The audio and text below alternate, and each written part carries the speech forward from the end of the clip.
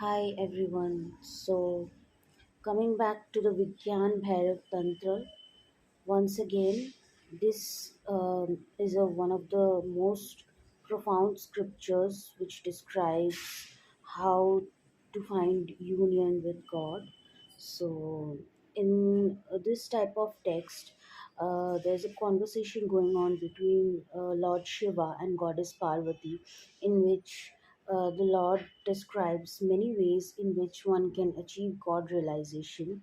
So, this type of practice is done in many ways, and one of the ways is through sound. Okay, so sound has been given a profound importance in the Vigyan Bhairav Tantra because several forms of meditations are based on sound, and this is quite contradictory because there have been several instances where one knows that stillness and silence are the ways to realize God.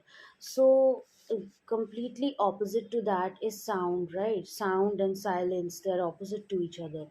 But when it comes to meditation forms, there have been several ways in which one can actually realize silence through sound.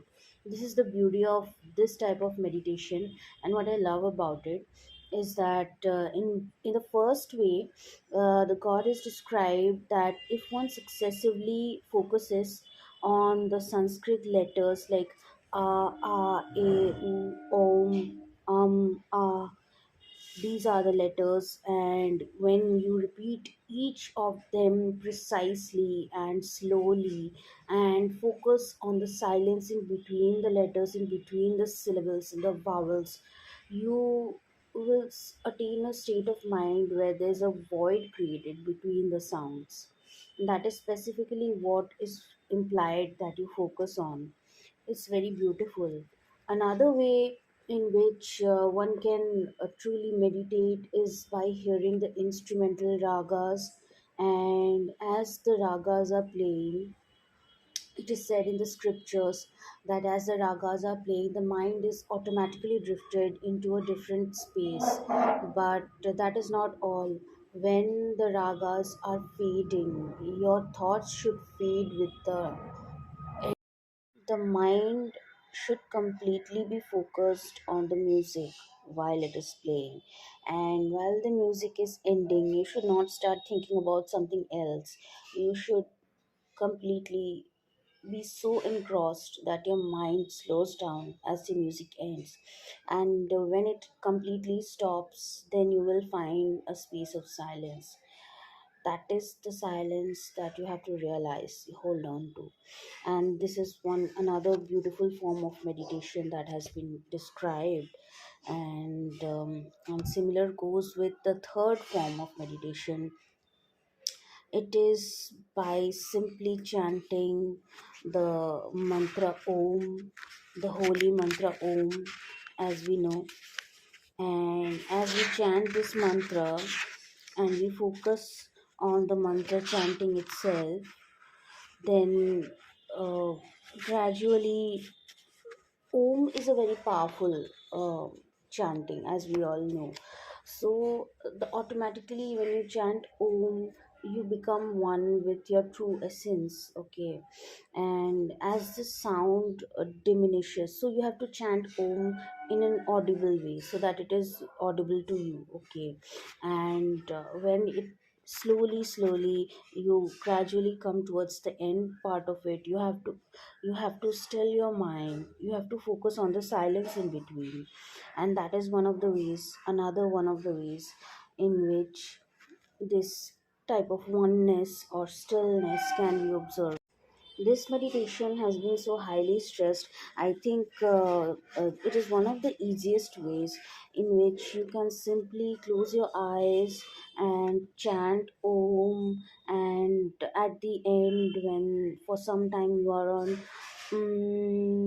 type of a buzzing noise, you can slowly start the process of focusing inwards and slowing down your mind. And this is one of the ways in which you will reach to a point where the sound vibrations will end, and there will be complete stillness. Even if there is a second, a moment of stillness expressed in your mind, you will be able to reach that place, a place of utmost relaxation, stress freeness. And it is so important to reach to this place in today's world.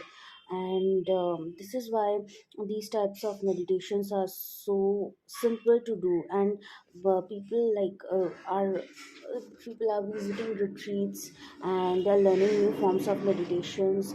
And whereas the old scriptures have already mentioned in the various ways in which you can achieve stillness in the presence of your own residence. Okay, you don't have to go anywhere.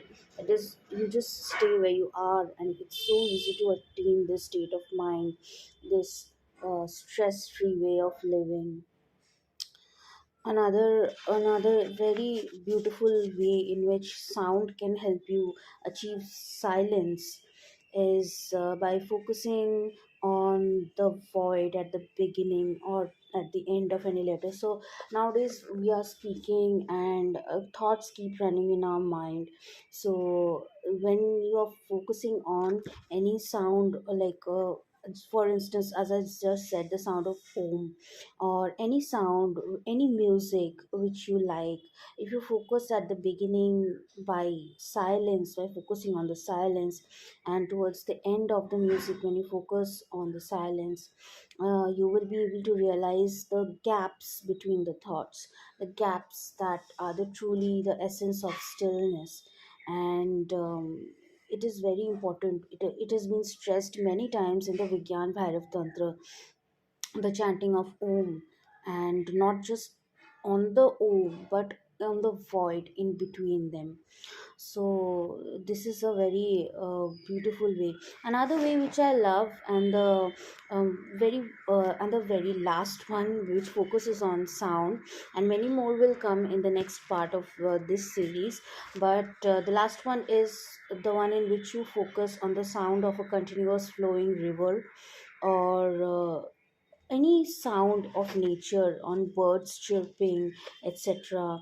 And you just focus on the sound by listening to the music, and you hear slowly between the gaps that there is a gap, that there's a rhythm to that sound. So in between the rhythm has to be followed by a specific period of silence, of gaps, right?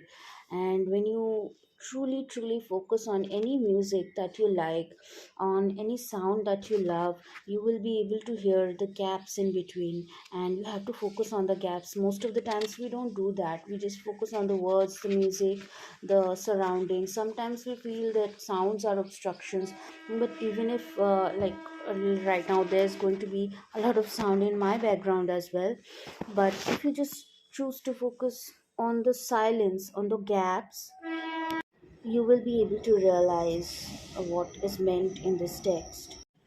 So, the essence of sound is not in the sound itself, the essence of sound is in between the gaps between the sound where there is silence. The meaning is that through all the noises of the world, through all the chatter that is surrounding you, even if there is a big fight or some huge loud noise surrounding you, it cannot happen if there is not the vessel of silence. And this is why the god initially, in the very first initial introduction of the text, the goddess said that through the goddess the god can be realized. And the goddess then asks how.